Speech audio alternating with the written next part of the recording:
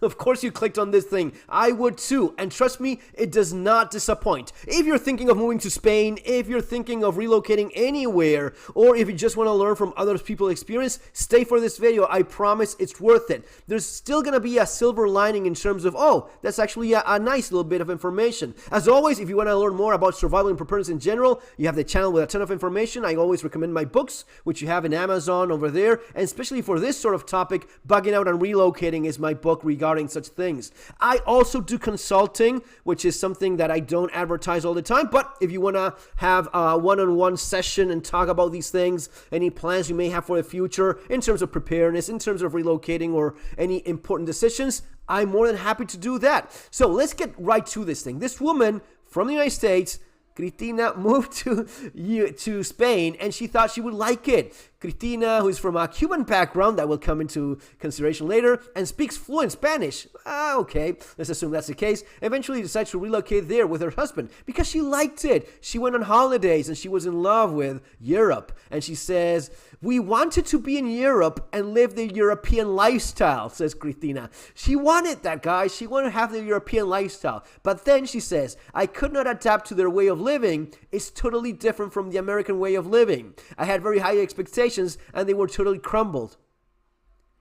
Wasn't it that you wanted to have the European lifestyle, but then you wanted to have the American lifestyle in Europe? That does not work. So this is one of the crucial things you have to keep in mind. Wherever it is that you go, it's probably going to be different. But let's move on quickly.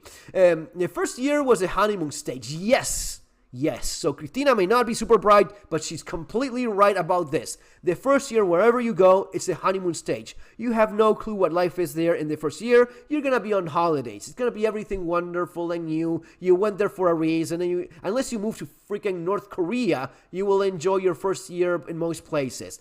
Usually after a couple years. So don't make any big decisions. Wait a couple years before you sell anything important or buy something. So a couple years, that's going to be key. Let's move on quickly. So where did it all go wrong? Why is Cristina so angry? This is a beautiful place. Well, the first thing she noticed is that weather sucks in the place that she chose. She went to Cantabria, north of Spain, kind of like Ireland weather, super green. But whenever you see everything super green, it's gonna be because it's wet, humid, often cold, snows and rains all the damn time, right?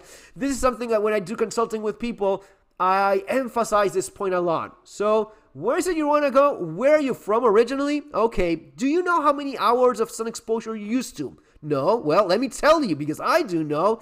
I know how much sun exposure you have in this other place that you want to go, and you will not adapt. Oh, you know nothing. Dude, listen, if you pay me to give you advice on these things, trust me, it is maybe the best decision you made, because you have no idea how hard it is for someone from Florida moving to damn Cantabria of all places. Now, someone did mention to her, you should have gone to the south of Spain. South of Spain has a lot more. There's a reason why the Costa del Sol, the south of Spain, Mediterranean beaches and so on, that's the Miami of Europe. So the lady from the United States used to Florida should have gone to the south of Spain, would have been a lot more like what she's used to. But it is the case that people sometimes fall in love with the scenery. They don't understand what is living there, which is completely different from going there for a few days.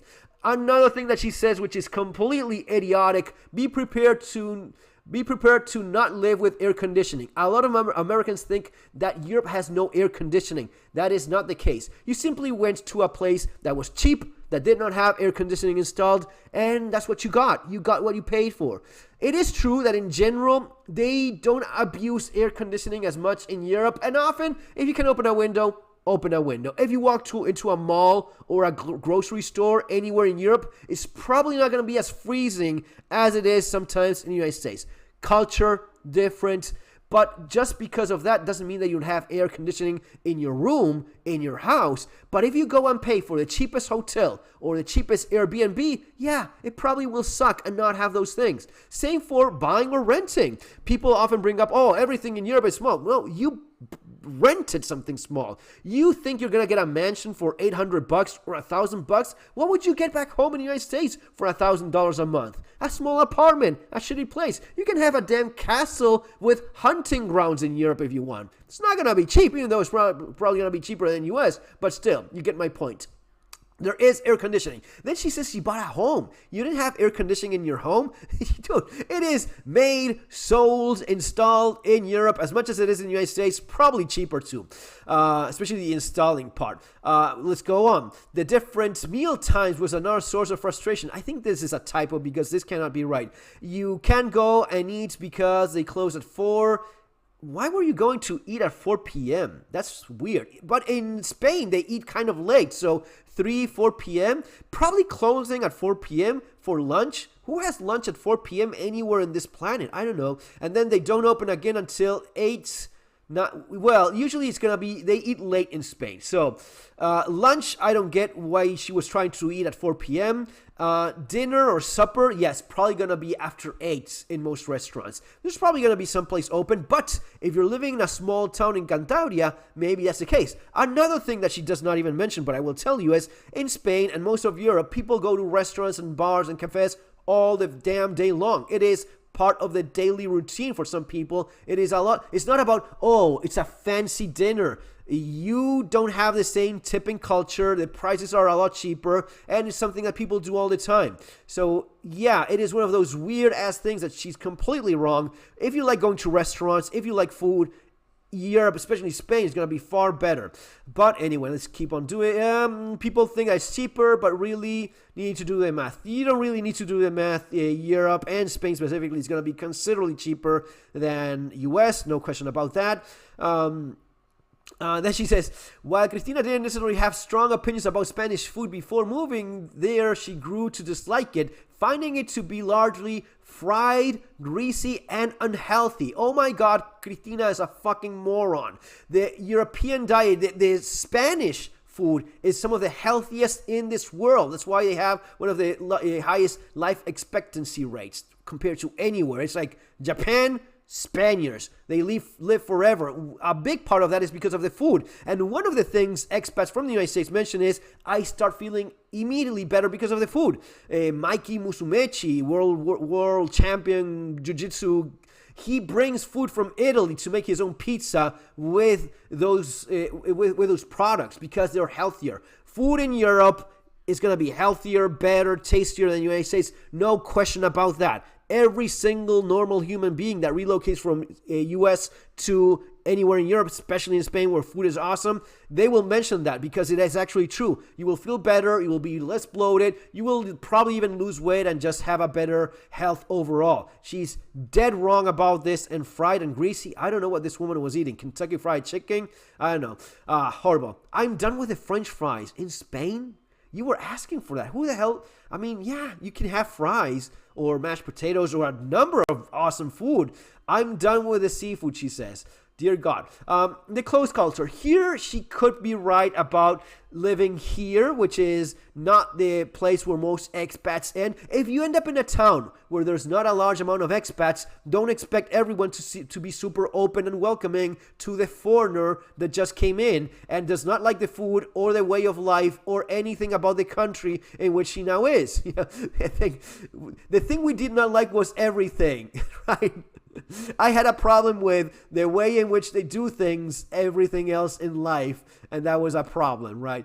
That's the other thing that really bothered me about them over there, she means Spain, was their way of living and their way of doing things. So she hated everything. Lady, why are you even there? Go back to your country if you don't like anything about it. That's probably why you were not invited to people's homes, because you don't like the culture, the people, or anything about it.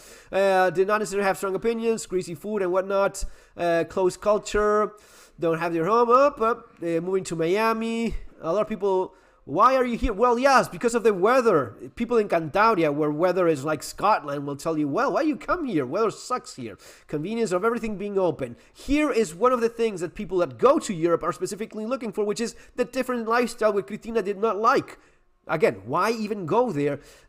Stores are closed on Sundays. Yes, in most of Europe it is because of the work-life ratio. They work to live. They don't live to work. So everything is going to be closed on Sundays except for a couple stores here and there. But that's because those people are in their homes as well. They don't have to work all day long like an animal. They have more of a life. So if everyone has that, you have it too. But it means that when you want to buy taco at 3 a.m. like Cristina wants to do, no, people are not going to be there for you. It is not a big deal. You do get used to it. Not something that usually affects most normal people. The last one is a gem.